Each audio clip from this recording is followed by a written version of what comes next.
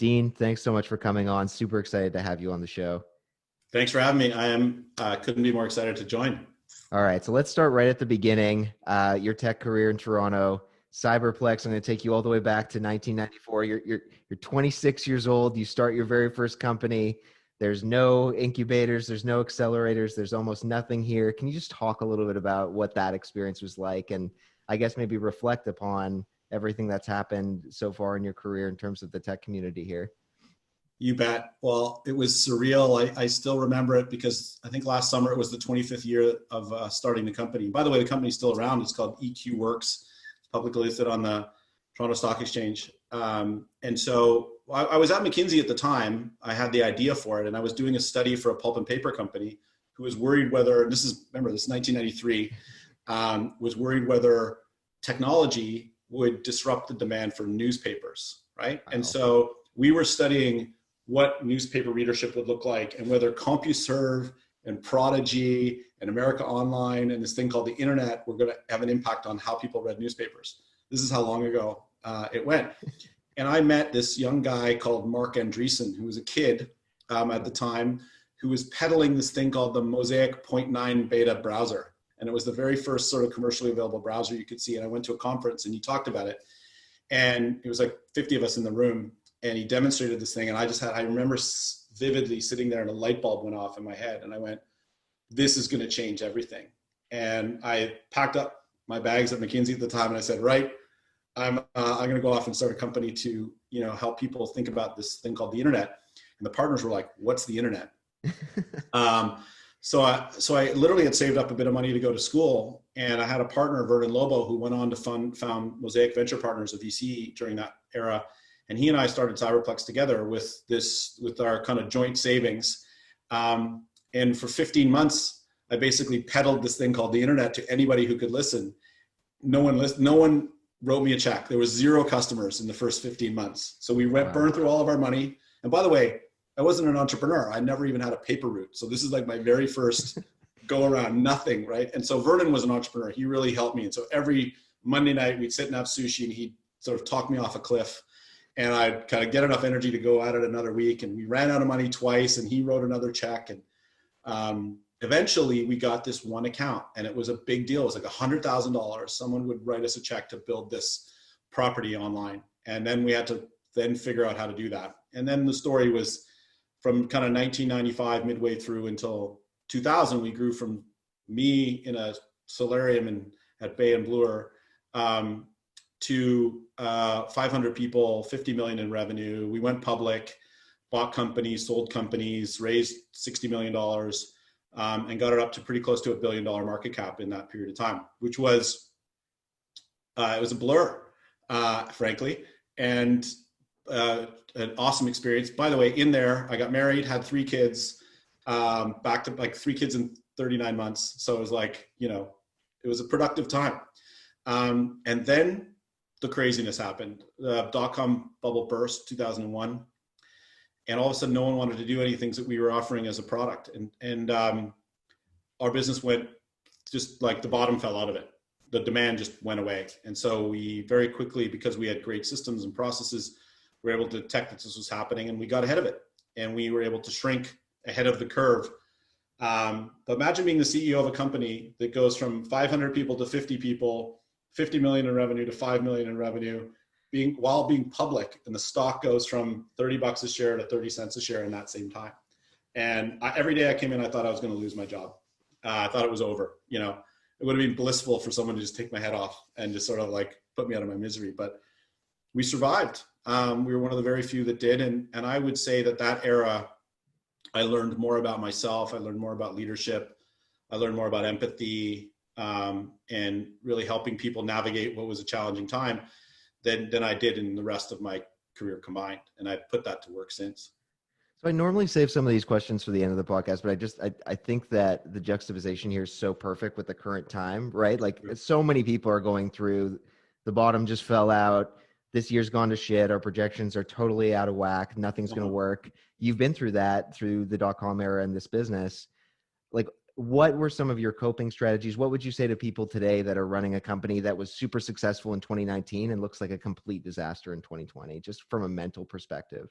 Yeah, I mean, take care of your people, right, is the number one thing. And whether your people are going to still be with you or not, they're still your people. And what we did was we over-indexed on our team because we felt that that was the heart and soul of the business. And so what we did is we called every favor in that we could.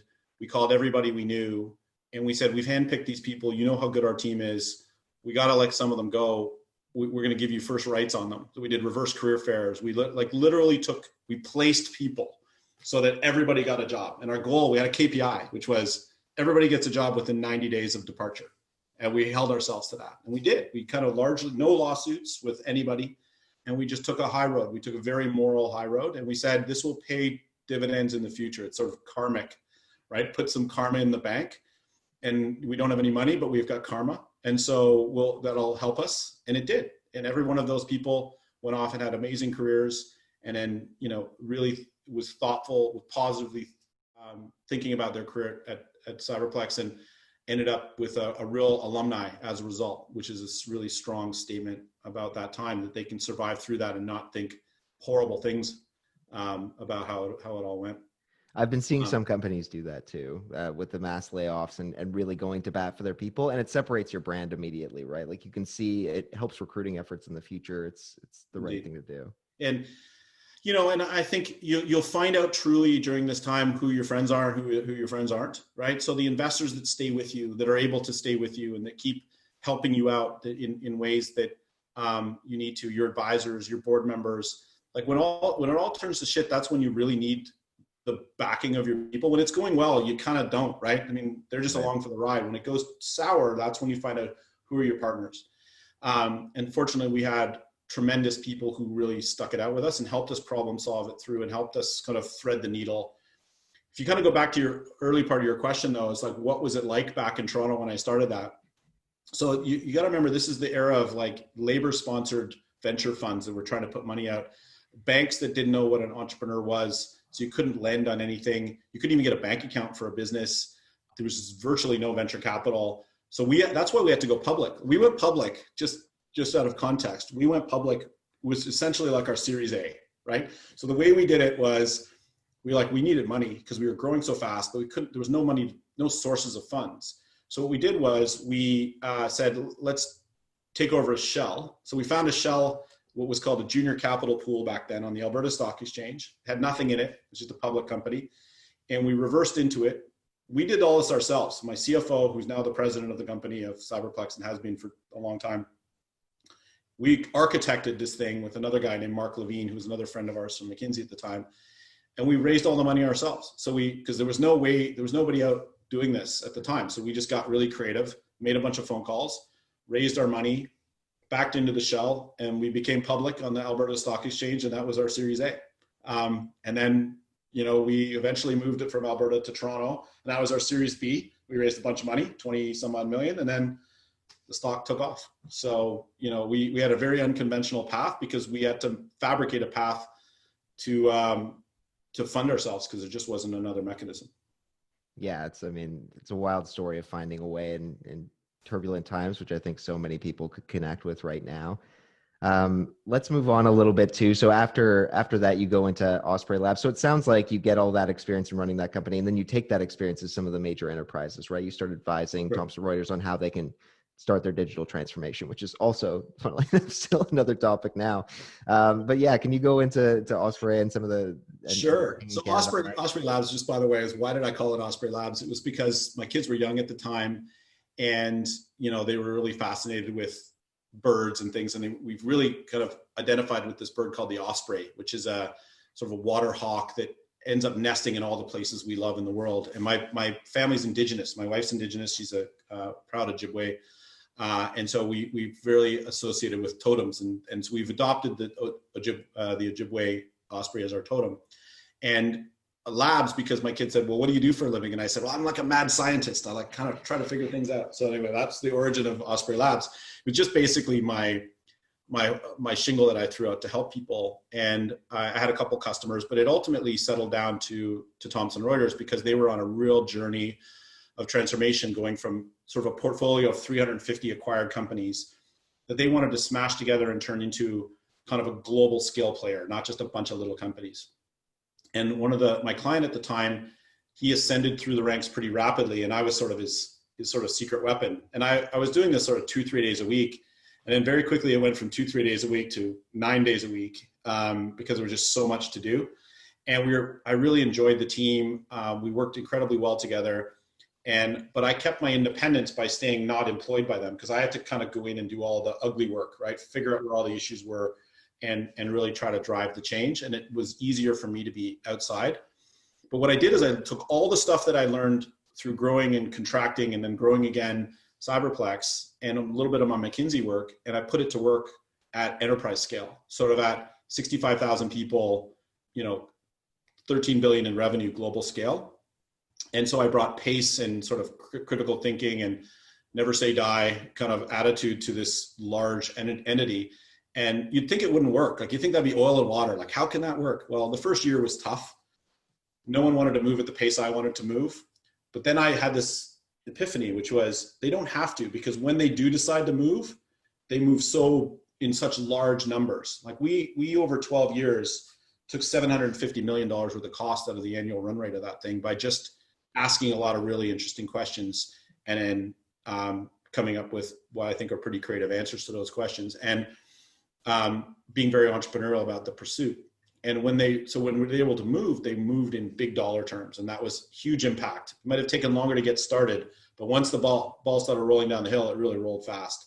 And I'm a bit of a junkie for impact, and so that was huge impact that I was seeing on the organization. I was really, really proud of it. So I stayed for 12 years because every year we found another 100 million that we could go after, and those were big numbers. And so I learned my global craft there, right? Which is going from the sort of a Canadian-centric with a bit of US in Cyberplex. Now we were global. Like, we were doing things in India, we were doing things in Philippines, we were doing things all over the world at Thomson Reuters. And that was exciting, right? Although I was out of Toronto for most of that time. I did not do any work with any Canadian, even though it's a Canadian company. It was almost all back and forth to Minneapolis and London and New York and all these other places. So I kind of let my network go a little bit in Toronto, but I built up this great network globally. And I'd say I learned a ton about working with global teams, thinking on global scale, and the art of the possible when you're dealing with large scale enterprise, which was not something I thought I would learn, but it was fascinating. So I kind of think about myself as having the startup to $13 billion experience and everything in between. So I've kind of seen like the full board, if you know what I mean. For sure. At one point that you made that I want to dig into a little bit more, having worked with larger enterprises now in the States, is you said that it was easier to do this coming from the outside. And I definitely gel with that, but I want to dig into why, because I think I have the answer, but I definitely want to get your perspective on why it was easier to do this from the outside than had you come in as like a TR executive, for example. Well, I didn't have an axe to grind. I had objectivity. I didn't have any people reporting to me. I didn't have any budget associated. I had the sponsorship of the leadership team, which was a helpful tool, but I had to earn it on my own merit. So basically I had to get in there and co-create these strategies with the teams. And they saw that as sort of symbiosis. They knew it was coming. They kind of thought of me as help because, they were being challenged to do things, but they didn't know how to do it. So I was part of the answer, and I made it less threatening that way. I said, listen, I'm here to help you succeed. I'm here to help us get to where we need to go. I don't have any agenda other than, making this happen. And, I could be very helpful. And so that worked. And I just took that ethos all the way through. And then I had such success in the first couple of engagements I did that I built a reputation for that. So then the next one built on that success, and the momentum just built. The story got constructed from a strong early foundation. And I brought back some of the McKinsey techniques that I'd learned in my 3 years at McKinsey, combined with sort of the entrepreneurship and being CEO of a public company, which is discipline and rigor, and being super clear with things. And it kind of bring those two things together, and it really created a powerful combination. So I want to move now to, you end up becoming a CEO again, this time of OneEleven. This is where you and I meet. This is my introduction to the entire Toronto tech scene. Is 325 Front Street West. I interview at the original OneEleven, but getting to walk in there is one of the first few companies. I still remember it, and I love the memory. What drew you to that? How did that all get started? Sure.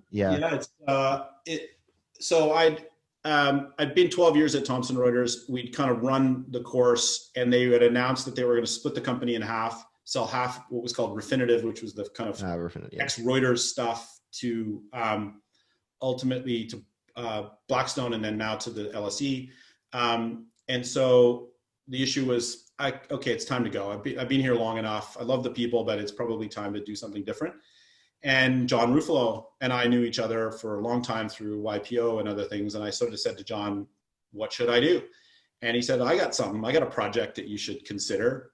And so we had long conversations about it. And I said, this will be intriguing. I love entrepreneurs. I'd always kept my mentorship up with certain entrepreneurs, and I thought I could be helpful. And so we concocted a pretty ambitious plan to sort of scale OneEleven in a number of different ways. And he convinced me that I was the right guy to take the leadership on. And so I joined. In that time, we had some very successful experiments, and we had some unsuccessful experiments, but ultimately we were able to more than double the size of Toronto. Like, we went from 25,000 square feet and about 23 companies to 120,000 square feet and 56 companies, and really upped our game in terms of exactly the value proposition, which was we were there to help scale ups. And Bilal and the previous team had got us to that spot. So this was on the shoulders of giants. They'd done a lot of the early work, and I took it and polished the apple and scaled it and really made some ambitious changes. And that really worked for a while. We grew on a great tear, had an amazing management team there. And all of a sudden, that had me back in Toronto. And here I was now in the center of the entrepreneurship community, working with the greatest investors, the best entrepreneurs. And I was in my happy place because I could really mentor and coach and support entrepreneurs on this very difficult part of the journey, which I think is scaling up, which kind of I consider going from 1 to 10 million in revenue, going from 10 to 100 people, going from your seed through your A round. It's the hardest part of the entrepreneur's journey, and to be part of building an apparatus to help support people on that journey was a very proud moment for me. And I think we had a ton of impact in the time that I was there to a lot of companies who, again, think very positively about their time at OneEleven. Yeah, so many different aspects to dig into there. I remember you coming in, and one particular mandate that you always had was this emphasis on community, and not in a nebulous sense, but in actual different events and connecting people and mentorship and running those programs through OneEleven. I want to talk about Canada's scale-up community, because the interesting thing about OneEleven is it was a scale-up that was also helping other scale-ups inside of it. So it's like going through the exact same process that everyone else was. Yeah. And as we know, that's where most companies can die, right? Like, you bring in the wrong person. Now you have a board, you have big numbers to hit.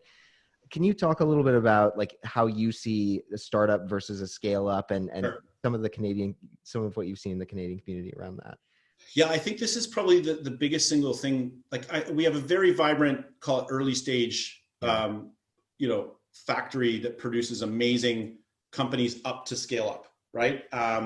So the Marses of the world, the kind of regional innovation centers in all of the cities, Invest Ottawa and Communitech, and it's impressive. And there are very few cities or very few, call it provinces or states in the world that are blessed with the rich fabric of support infrastructure that we have. And it's why Toronto, I believe, forget OneEleven, that this convening of all of those resources is probably why Toronto is hitting the stride that it is. OneEleven comes along and says, okay, you guys got that covered. We'll take the next layer, right? We'll call it, if that's high school, we'll take university. And we'll take a small number of people out of that, highly handpicked and curated, who are ready and who are peers with one another, and we'll help them with the set of problems that are unique to that next stage. And what's interesting when you study that stage, as we did, the thing that people really need at that stage is each other, right? Advisors are great, resources are great, but ultimately be able to turn to 54 other companies, CEOs, founders, or peers, and say, how are you handling this? What are you doing? Who do you know? That's the power, right? And if you talk to some of the companies that had successful journeys at OneEleven, they really leaned on each other for their success. They got better deals, they got better investors, they got new customers, they got product feedback, they did JVs with each other. That community in more than just name was really the essence of what I think worked. And what I think Toronto still has, it has a vibrant collaboration culture, which is trying to recreate some of what Silicon Valley did, but in a Canadian way. And I think that's the journey that we're going to continue to be on in Toronto and Waterloo and the whole corridor, which I think really supports each other very well. And I think to graduate the next Shopify of the world, it's going to come from a collaboration of parties that work together to produce that outcome. For sure. And you see it, I mean, you actually see it right on the doors of OneEleven, actually, because it's the combination. And you saw this too at the grand opening. So you've got John from OMERS, you've got the Prime Minister showed up, you've got Mayor John Tory showed up, you've got the Ontario Minister showed up, and U of T and RBC. So you've got this combination of academia, all levels of government, other venture capital bodies focused on one thing, which is helping Canadian innovation. And yet there's still more to do. Definitely. And Matthew and OCE and the gang that have taken the torch and are going to carry it through the next chapter. I'm really excited about what they're going to do. They've got a great advisory board together with Janet and John and some of the kind of key luminaries in the community. And so really happy to see it continue with a lull over the summer, but now really picking up the story and taking it forward. And hopefully we'll be able to get Matthew here to talk to you about what the big plans that they've got and what they're working on. But I think super excited to have it sort of back on its feet and rolling again. Yeah, I would love to. So let's talk about you now and you at Oxford. So you leave OneEleven, you come into Oxford with a very specific mandate, right? Which is we've got 7 years to basically meet these pension deadlines and hit this huge target. Can you just talk about like that? That's a massive challenge to just walk into and what excited you about that? Yeah, so Michael Turner he's the president. He and I met through a OneEleven event actually, and he and John Ruffalo introduced me to him. And he described this really interesting challenge, which was, here's Oxford, a 60-year-old company, a great entrepreneurial success story out of Edmonton that kind of grew up to be what it is today, 100 million square foot, $60 billion assets under management, global real estate company. And he had just taken the reins and he said, listen, there's a couple of interesting things happening. If you look at the arc of pension obligations, because we basically are part of OMERS, 20% of OMERS to pay the 20% of the 500,000 pensions that OMERS supports, those pension obligations grow every year because, that's just the way math works. And so we, in order to keep up with those pension obligations, essentially have to more or less double in the next 7 years. And while that's going on, going from 60 to, 100 plus, all that's going on, technology has found the shores of real estate. Like, the $200 trillion or $100 trillion real estate business has been undisrupted largely by technology, but it's starting to happen. And so you've got this doubling and you've got this digital disruption happening. So we need someone to help us navigate that.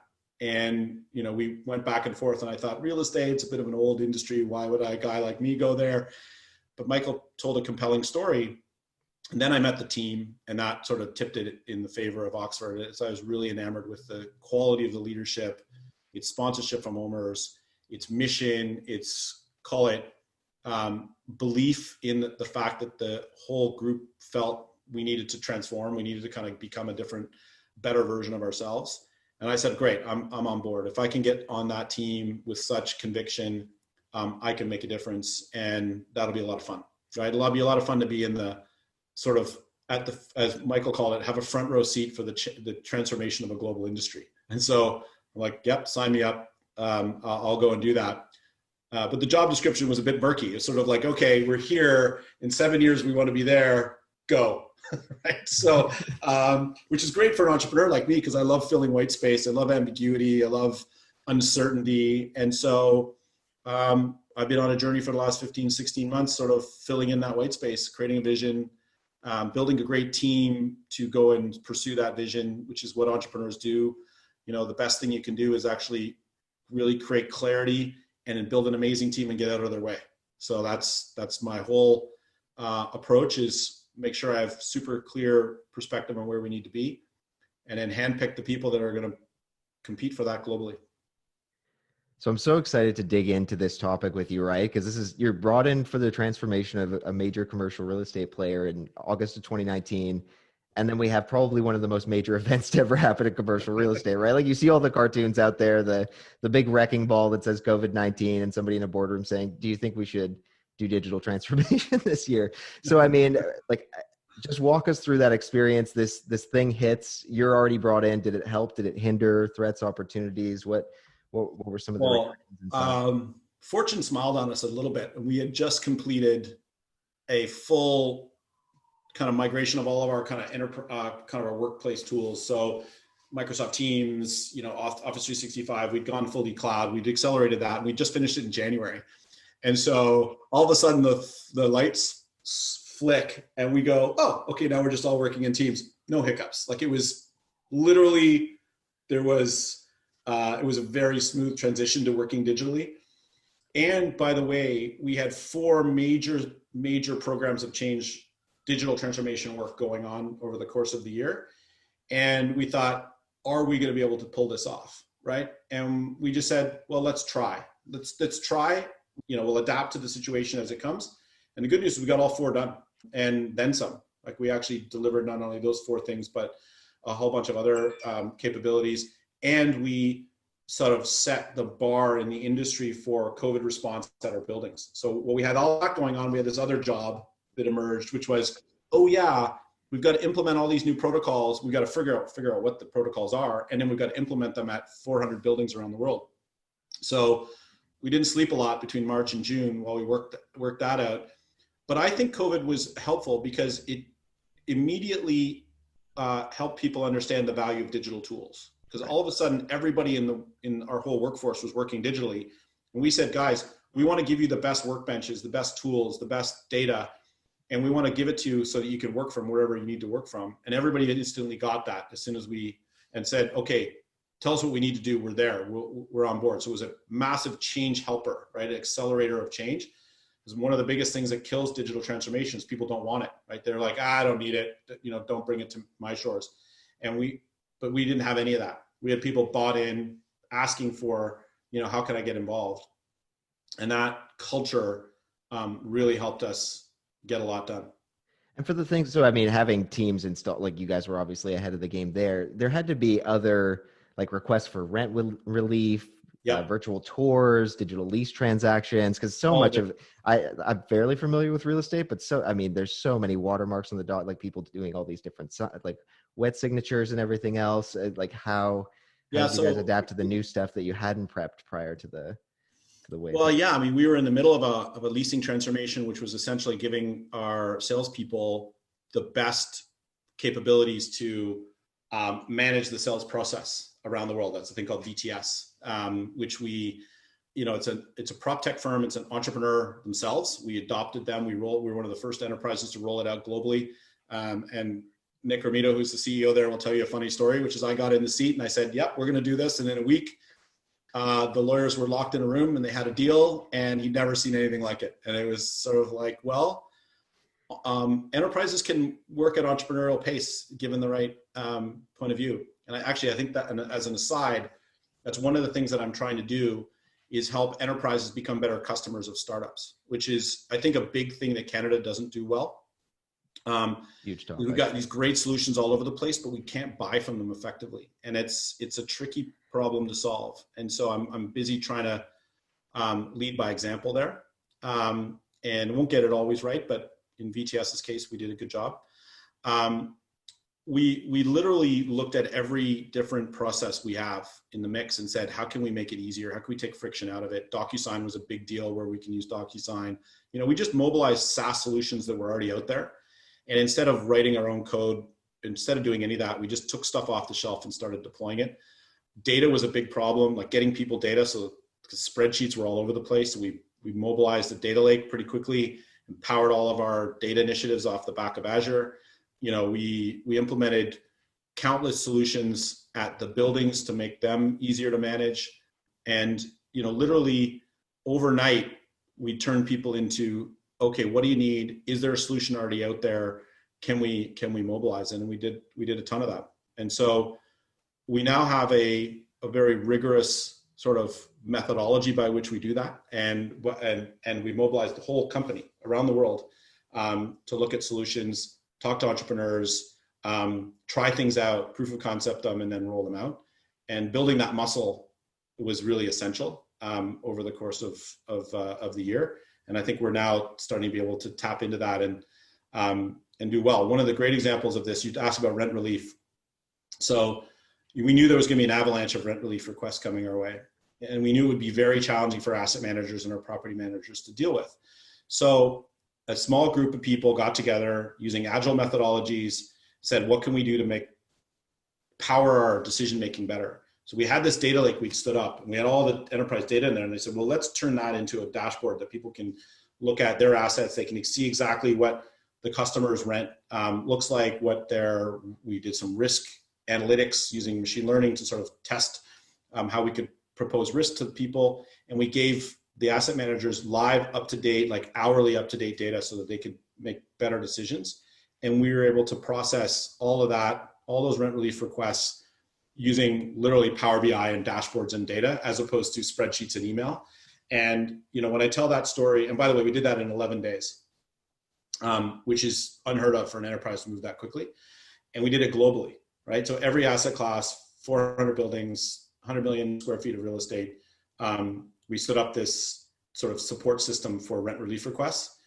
And that showed the power of what we could do by working agilely, using our tools, and thinking about problem spaces like this. And I still talk to some of my competitors, which we talk to all the time, who are still using spreadsheets and email, and can't believe that we managed to do it off of the back of a data lake. Yeah, that's amazing. I mean, one of the other questions that I was going to definitely dig in with you on was the BDC 2017 report on the Canada tech ecosystem, which says, so one of them is the venture capital in Canada. The other big one is that Canadian enterprises, being that they're from traditional spaces like real estate, like mining, don't tend to be early tech adopters. They tend to be late tech adopters. Yeah. That was hurting Canadian startups. So I've been through enterprise deal processes with some of the Fortune 500 companies. I've gone through super lengthy cloud infosec, super lengthy procurement negotiations.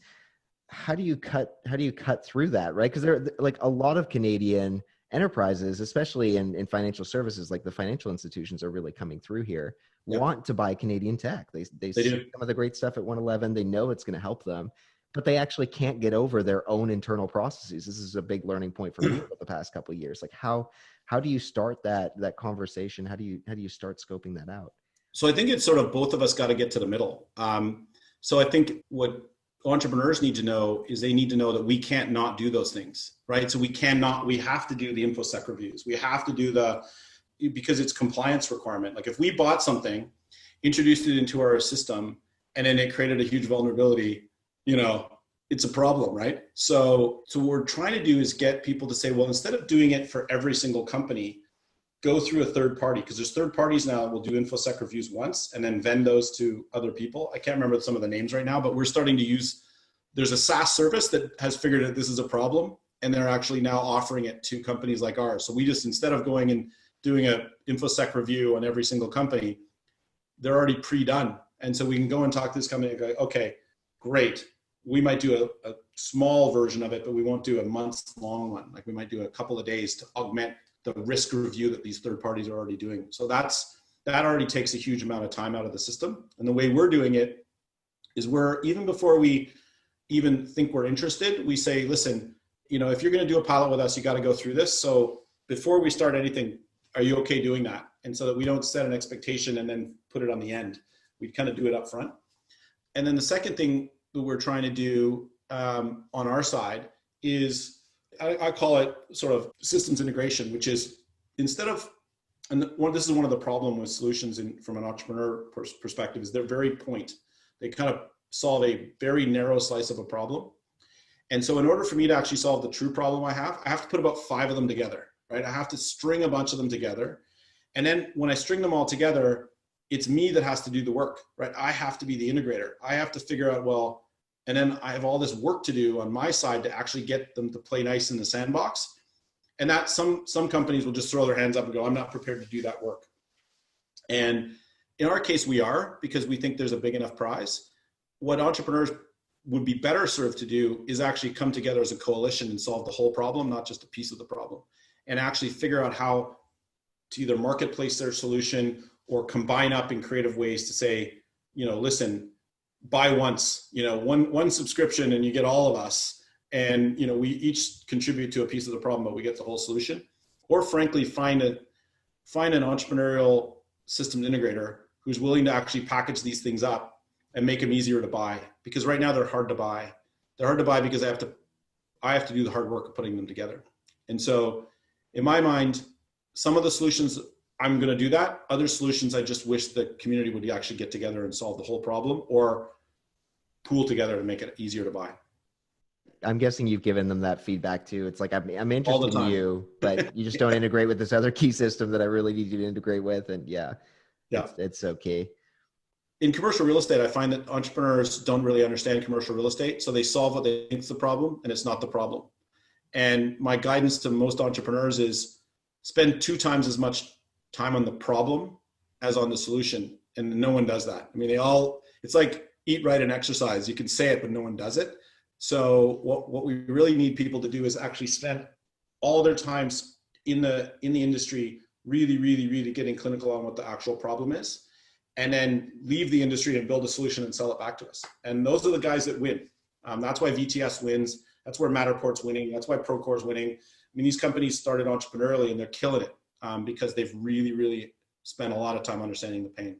Yeah, and I'm definitely going to follow up with you about the third-party InfoSec review thing, because that's just genius. That's one of the biggest lags. So look, we've only got so much time. I know you probably get this question every day, but I've got to ask it. What's the future of commercial real estate? Are people how are you guys thinking of it in a big city like Toronto or places like New York or London? What is it going to be? Desk sharing? Are people going to have dedicated offices? I mean, how are you guys looking at it? How are you planning your strategy for the next 3 years? Yeah. So, I mean, first of all, Oxford is a full service kind of integrated commercial real estate company. So we have office, industrial, residential, retail, and emerging asset classes in 19 cities around the world. So we got everything. Office is sort of 40-ish% of our book around the world. And so it's important asset class. And the way we see it is if you're kind of a student of history, you'll realize that we're in a much, much better state than we were, call it in the 80s and 90s, when there were conditions that existed that meant for a much more undisciplined approach in the market in terms of putting more supply in the market, pricing it in such a way. It was poor. The leverage was bad. The banks kind of owned everything. And what was the worst that could happen? Everybody defaulted. The banks that would then own the real estate. And then it would get blown out to what eventually became the new pension-owned real estate. We don't have that condition now. We're very low leverage, and there's no way rents are going to come down below where the leverage is. So I would say there's great hope for office in that the trends that were started before COVID are just likely to continue, which is the office is morphing into just one place people can work, right? And it'll play a specific role to people who are building culture, who are building networks, who are building relationships. And that's the most, and who are serving collaboration needs where human beings do much better when they're together in a room. And so the office is going to play much more of that role than it is like the Victorian model of you need to be in the office so I can supervise your work. Kind of those days are moving on. And the knowledge worker will choose a variety of different places to work. And you got to imagine, just like you were saying off air, you were going to move into a 500 square foot office in Manhattan. You didn't want to work there. That's not where you wanted to spend 24 hours a day. You wanted to go to the office because you wanted a change of scenery. The same is true for a lot of people. Working from home is not ideal. And if we can provide better venues for people to work, collaborate, build their network, it's an important part of called the war for talent, but it's not the way it was before. And so our view is net, what's going to happen? You're going to have more, interesting varieties of real estate, some suburban, some downtown.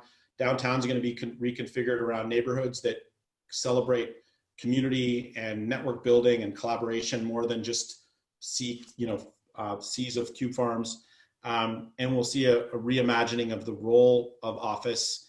And it'll likely affect different parts of the ecosystem differently, depending on the ratio of their work. So banks and insurance companies may look one way, and lawyers may look a different way, and tech companies will look entirely differently. So I think if anybody tells you exactly what the square footage growth number looks like for office, if they can look in that crystal ball, I'm going to tell them they are probably mistaken. They don't know how it's going to unfold.